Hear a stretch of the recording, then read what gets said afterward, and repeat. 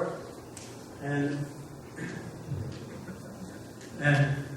the thing about Timothy is that a lot of what you read is instructive. And the thing about this particular psalm is also instructive. And if you remember some of the things you've gotten through Timothy, you will see them again here in this psalm. The psalm is really divided up into three parts by most people.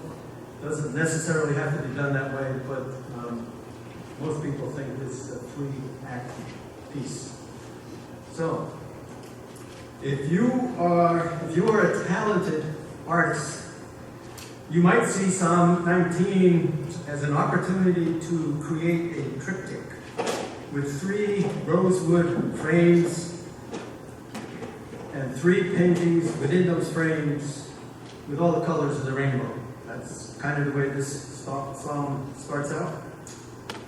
Franz Joseph Haydn used Psalm 19 when he wrote his great oratorio, The Creation. Surely there are other texts in the oratorio. Genesis, the serpents, the devil, among others, are given their due. But one thing that you need to know about 18th century oratorio is that the most important texts come in the choruses. And Haydn's great chorus in The Creation is the chorus that begins, "The heavens are telling the glory of God." It is a great musical experience to sing it. It has in it a wonderful line, "In reason's ear, they all rejoice and utter in glorious voice. Forever singing as they shine, the hand that made us is divine." Psalm 19 is an invitation to help us understand that great principle of the Westminster Confession, that we are to know God, that we are to love God, and to enjoy God forever. The first 6 verses of the psalm have the creation talking to us in testimony. The evidence is what they call it in court, the evidence of the existence of God. The knowledge and the idea that God is. God's mind and the human mind meet and have some discussion with each other. God's mind and will floating around out there, and our mind and will floating around in here.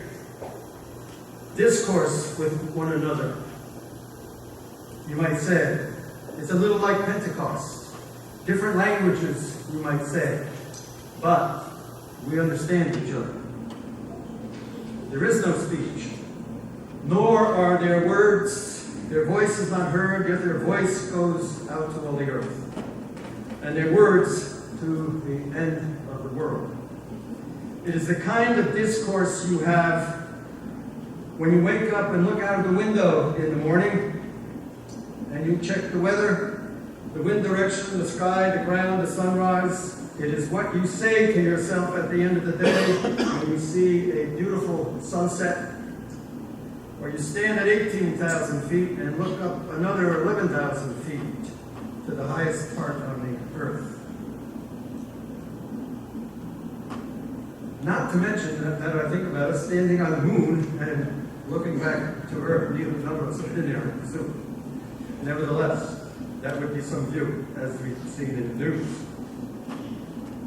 But it is wordless. It's wordless discourse. But the psalmist tells us that that conversation is there.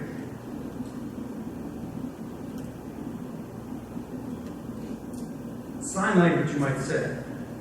It is a recognition that you might have had during a storm, in a snug harbor, at a concert from a good book, or standing on the top of a mountain after climbing through the night. In other words, the creation speaks. Day and night speak. It's a very special speech. No words, no hearing, yet it goes to the end of the earth. So So don't try to put that sunset into words. You can't really. You can try. It's kind of like filling the toothpaste tube. You can try. But it speaks to you so deeply in your soul. That's the place where words sometimes are not adequate. Several years ago during World War II, I'm old enough to remember these things. Several years ago during World War II, and a few years after, my sister and I had the privilege of living for a few weeks of the summer out in the country, with some relatives a few levels removed on the family tree. But it was farm country. It was farm country then, and my relatives farmed it. Aunt Ruth was the matriarch of the family, and she had a habit at the time that we kind of made a little fun of. It seemed to us that she overused the phrase, "glory be." After just about everything that happened, she would say, "glory be." Skinned knees, dry wells, ears of corn, fresh tomatoes, even when she lost her son in the war. And I remember standing on the back porch one day with her and Uncle Robbie, watching a severe thunderstorm tear through the fields, damaging the corn, and Aunt Ruth watched and muttered, a little quietly, but still, "glory be." And so it went. That's the way it was with these Scottish ancestors of mine. People who made their living off the land, and who were at the mercy of nature.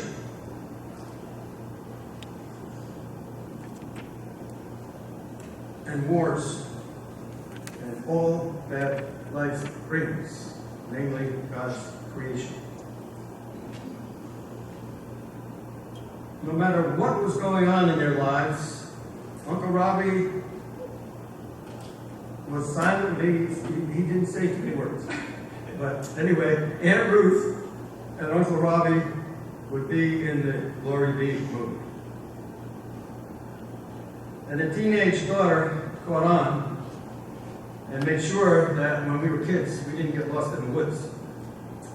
But speaking for myself, as I got older, I began to understand this praise of Aunt Ruth's. Imagine having this dialogue of praise with God as day to day pours forth speech and night to night declares knowledge. Glory be. And I suppose we could stop there. But the second panel of the triptych has more to say. You see, in these days, a lot of people spend a lot of time in some form of virtual reality, but Psalm 19 is the real deal. The psalmist introduces us to the existence of God, and now moves on to some new thoughts. Sunsets and mountaintop vistas are nice, but there is more. It kind of reminds me of Jesus' ascension in Acts. Why do you stand looking up towards heaven? Jesus will come in due time. Get on with it. It's kind of the way that piece goes. So get out your needle and thread and sew a sampler and hang it on a wall where you pass by every day. You could do the same with the triptych. You could put it on the mantle, the 3 panels, and you'll pass by it, maybe not every day, but enough. There are some things that you need to know about living in God's creation, the sampler says. The law of the Lord is perfect, reviving the soul. The decrees of the Lord are sure, making wise the simple. The precepts of the Lord are right, rejoicing in the heart. The commandment of the Lord is clear, enlightening the eyes. The fear of the Lord is pure and enduring forever. The ordinances of the Lord are true and righteous altogether. More to be desired are they than gold, even much fine gold. sweeter also than the honey and the drippings of the honeycomb. That's radical stuff in this day and age. And in any age, for that matter. Such knowledge revives the soul. It animates the spirit. The Psalm shows us the possibility of a newer and a fuller relationship with God. When we freedom-loving Americans hear the word law, we tend to think of restrictions, unfair, externally imposed limitations. Who has the right to tell us what to do with these laws? You have probably heard of the alleged, now don't forget this is alleged legalistic religion of Israel, whereas we Christians have the good news of freedom in Jesus Christ. No law for us, but this is not a true representation of the Christian faith, our faith in Jesus. When Jesus was asked the way to eternal life, he told the young man, obey the commandments and even more.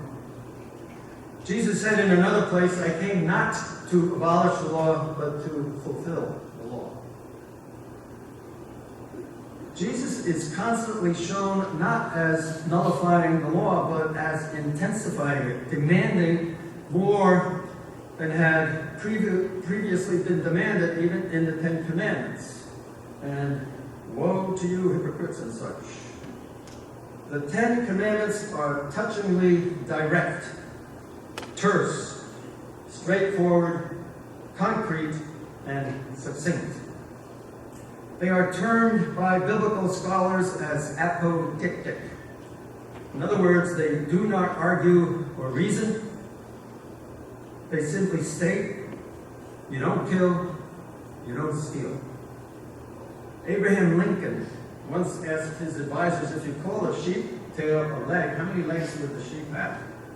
And rumor has it, from what I've read, his advisors just kind of talked for a little while before they come up with an answer, and they said 5. No, said Lincoln, because calling a tail a leg won't make it one.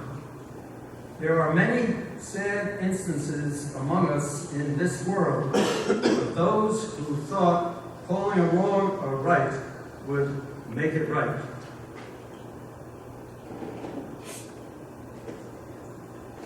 A considerable portion of the Bible is given to statements like those in the Ten Commandments, like those in the Torah, the first 5 books of the Bible.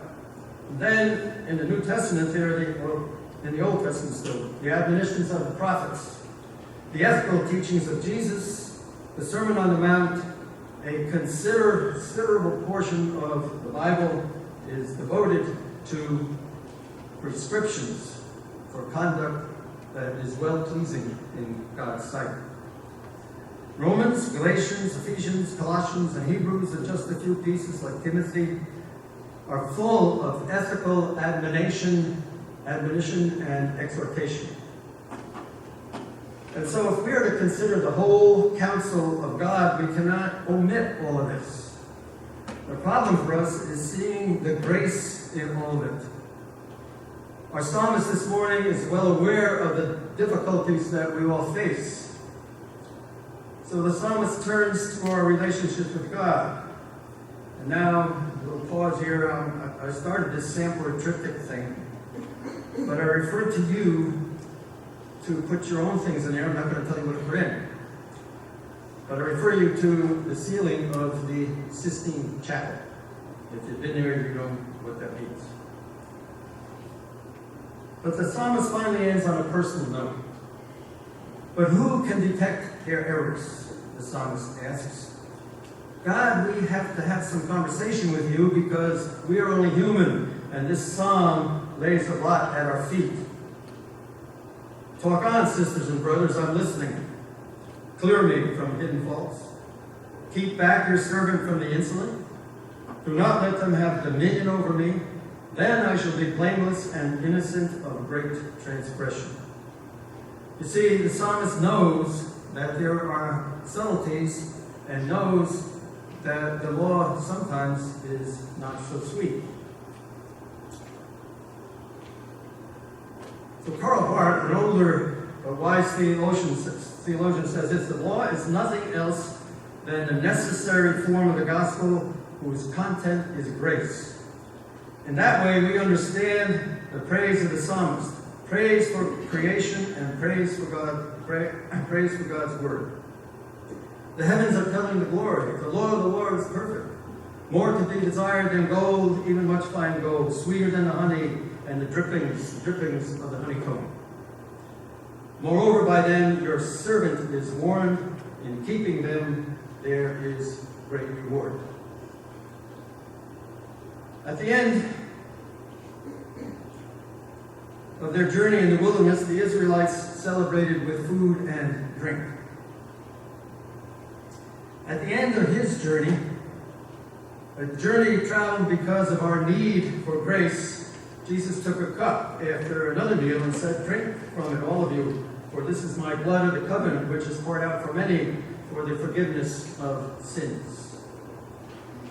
Jesus promised to be with us in keeping the covenant commandments, but also when we break them. Because when we crash against the law of God, we need all the comfort and the forgiveness that we can get. It is all grace in the end. Commandments to give shape to our human life, and forgiveness to give healing. Here is the way to life.